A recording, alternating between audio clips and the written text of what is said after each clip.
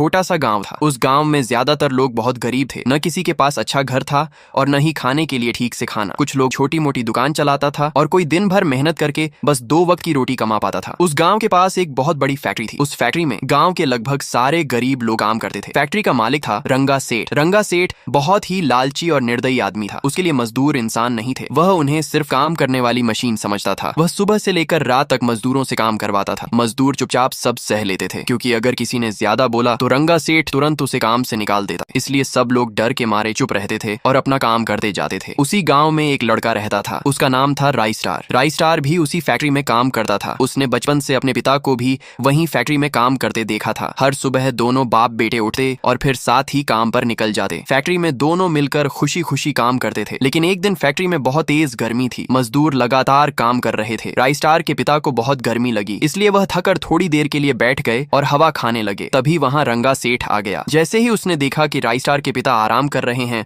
वह गुस्से से पागल हो गया। उसने गुस्से में आकर राई स्टार के पिता को सबके सामने जोर से मारा और कहा, काम करने के पैसे मिलते हैं, यहाँ बैठने के नहीं। राई स्टार से यह सब देखा नहीं गया। उसका खून खौल उठा। उसने पास पड़ा एक बड़ा डंडा उठाया और रंगा सेठ को जोर से मार दिया। रंगा सेठ दूर जाकर गिर पड़ा। फिर राई स्टार ने पहली बार उसकी आंखों में आंखें डालकर कहा, हम गरीब जरूर हैं, लेकिन तुम्हारे बाप के नौकर नहीं। फैक्ट्री में एकदम सन्नाटा छा गया। सारे मजदूरों के चेहरों पर एक अजीब सी मुस्कान आ गई। रंगा सेठ गुस्से से लाल हो गया और चिल्लाया, सालों, मुझे मारते हो, निकल जाओ मेरी फैक्ट्री से। राई स्टार चुपचाप अपने पिता के साथ फैक्ट्री से बाहर निकल गया। रास्ते में चलते हुए उसके पिता अचानक रुक गए और बोले, क्या जरूरत थी उसे मारने की? राई स्टार ने कहा, तो क्या करता, आपको मार खाते हुए देखता। यह सुनकर उसके पिता की आंखों में आंसू आ गए। राई स्टार ने पहली बार अपने पिता को इस तरह रोते हुए देखा था। उन्होंने धीरे से कहा, गरीब लोगों की कोई इज्जत नहीं होती बेटा, हम लोग सिर्फ मजदूरी करने के लिए पैदा हुए हैं। पिता की यह बात राई स्टार के दिल पर लग गई। उस रात वह सो नहीं पाया, बस रोता रहा। अगली सुबह जब वह उठा तो उसने देखा कि उसके पिता की हालत बहुत खराब है। वह तुरंत उन्हें अस्पताल ले गया, लेकिन डॉक्टर ने कहा, बहुत ज्यादा मेहनत करने की वजह से ये बहुत कमजोर हो चुके हैं। राई स्टार धीरे से कमरे के अंदर गया। उसके पिता उसका इंतजार कर रहे थे। उन्होंने कहा, बेटा, मुझे तुमसे एक बात कहनी है। राई स्टार बोला, बोलिए पिताजी। उन्होंने कहा, बहुत साल पहले गांव से कुछ दूर मेरी भी एक फैक्ट्री हुआ करती थी, लेकिन एक दिन अचानक वहां आग लग गई। उस आग में बहुत सारे लोगों के साथ तुम्हारी माँ भी जलकर मर गई। कुछ देर चुप रहने के बाद उन्होंने कहा, वह फैक्ट्री आज भी वहीं खड़ी है। मैं चाहता हूँ कि तुम उसे फिर से पहले जैसा बना दो। राई स्टार के चेहरे पर उदासी थी, लेकिन उसके दिमाग में एक बड़ा सपना जन्म ले चुका था। कुछ ही दिनों में उसने उस पुरानी फैक्ट्री की मरम्मत करवाई, नई नई मशीनें लगवाई और उसे फिर से पहले जैसा बना दिया। फिर उसने रंगा सेठ की फैक्ट्री के सारे मजदूरों को अपनी फैक्ट्री में बुला लिया